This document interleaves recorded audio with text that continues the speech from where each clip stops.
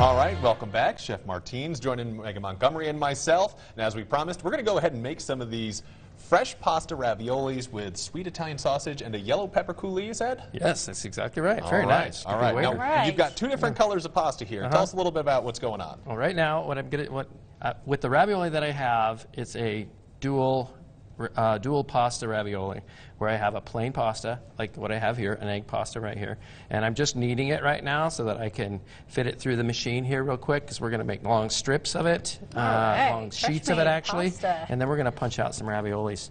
And then here, what I'm grabbing here is to do the same thing, just knead it, but I also have, this is a fresh spinach pasta here. So basically the same recipe. It's done with semolina and flour and egg and just a touch of water to bring it to this consistency. Okay.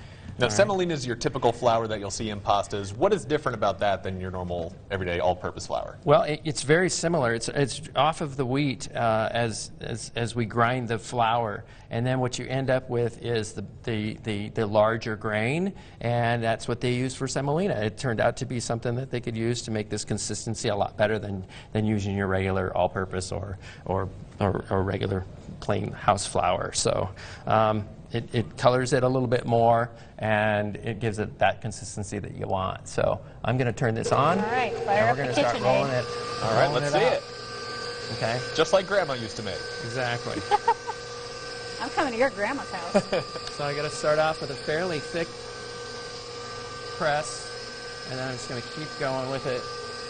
Thinner and thinner? As I use the dial, yeah, it'll go thinner and thinner and longer and longer. Okay. And it stretches as we go. I've got it to the right consistency where it won't stick to the die itself. Okay. I was about to ask that. Do you have to wait for it to get a certain dryness, a certain consistency? What are you looking for? Well, when you're kneading it, you're going to feel it, and it's not going to be sticky by any means. But then you're going to want to let it rest. Okay. You're going to want to let it rest a little bit. And so now what I want to do there is not lose any of that moisture or get it too dry. Okay. So this semolina and flour mix will help that kind of just keep it to the right consistency while I do this part. This is actually really cool. So that is spinach pasta. Uh-huh. How do you get the spinach in there? I've always wondered, and I'm not very educated about this. Okay, so what I do is I use the fresh spinach and I throw it in a blender with the egg that I would normally use to blend it with the flour and semolina mix. And just mulch the heck out of it, in your blender, and then throw it in with your bowl when you're mixing this by hand or by a mixer like this. You can. I prefer to do it by hand because then I can feel the consistency that I need. Now, how much? We have two little balls here in the dough. How much pasta are we looking at the restaurant for a night? This will probably make about 2 orders. Okay. So when I really get going, like last night I was making some for the restaurant, and I had it going like the length of this table, and I made about 3 or 4 orders per batch. Okay. So now we've got that.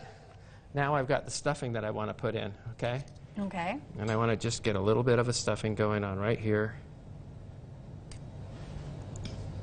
And that's the sweet Italian sausage? This is the sweet Italian sausage with the Derby sage cheese. That's kind of difficult to find in the Valley, but it is available.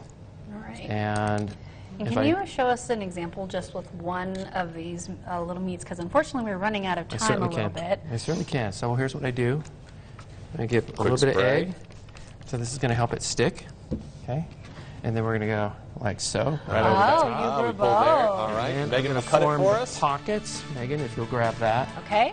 All right. We'll have these ready. We'll have a couple cooked and ready for us as soon as we come back for break, so don't go anywhere.